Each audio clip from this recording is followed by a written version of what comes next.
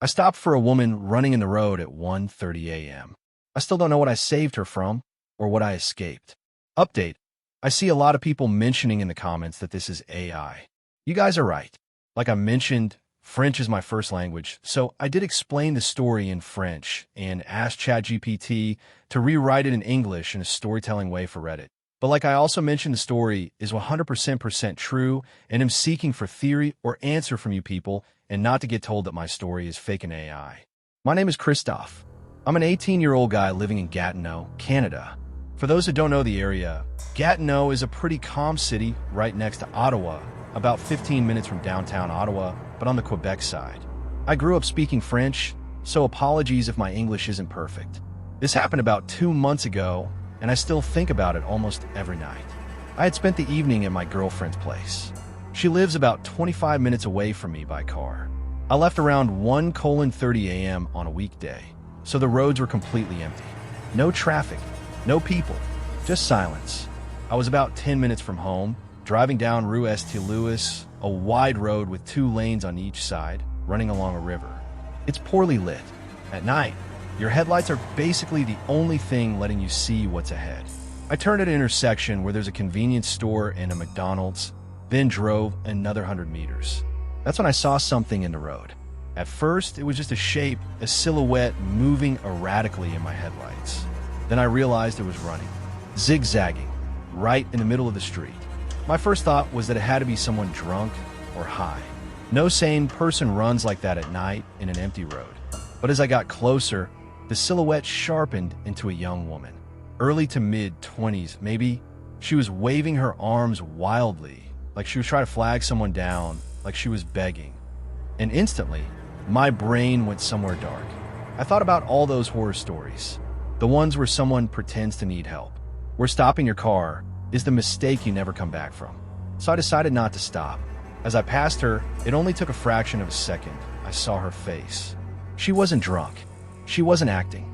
She looked terrified. I drove another second, maybe 2. Then I did something that still makes my stomach twist. I slammed the brakes, made a U-turn, and went back. I stopped about 7 meters away and slowly cracked my window open. I didn't even get the chance to speak. She turned around and ran straight at my car. I panicked and rolled my window back up instantly. She grabbed the rear passenger door handle behind me and tried to open it. Again, and again, and again. The doors were locked. Through the glass, I could hear her screaming, "Call the police! Call the police!" My hand was shaking as I grabbed my phone and dialed 911. While it was ringing, I lowered my window just a few centimeters and said, Okay, calm down. I'm calling the police. You're safe." Something about that made her stop. She wasn't aggressive anymore.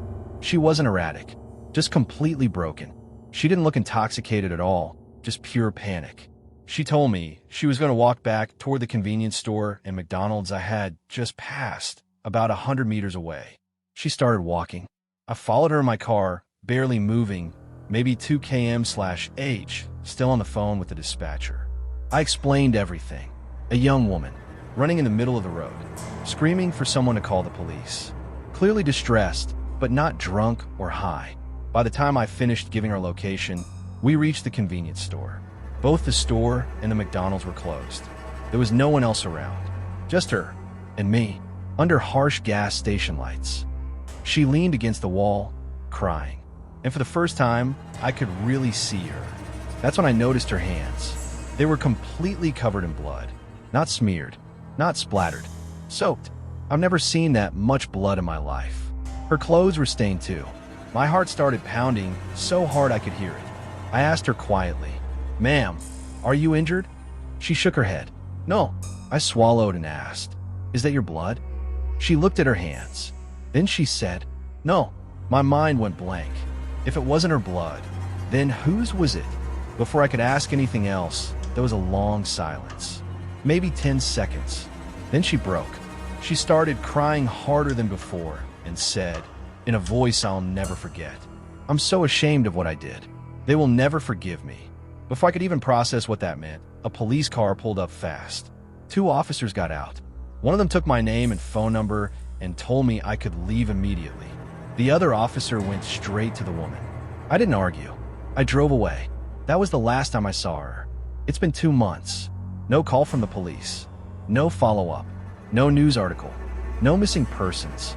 No crime reported anywhere. Nothing. My friends and I have tried to make sense of it.